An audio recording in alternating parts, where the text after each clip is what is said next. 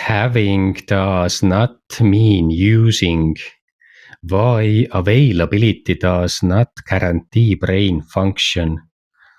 This is Brain Lion Institute, episode 149.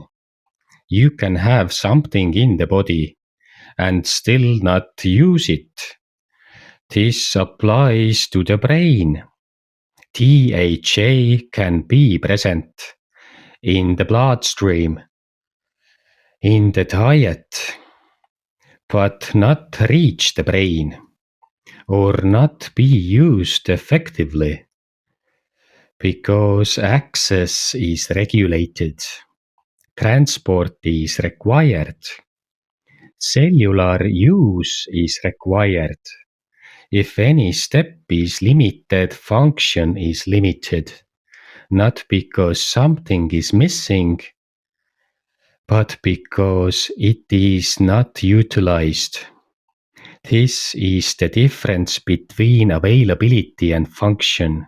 The system uses what it can access. Next episode: what blocks effective utilization in the body? If this resonates, please subscribe, like, comment and share. It helps the channel grow. This work is created independently. If it supports you, support link is available on the channel page.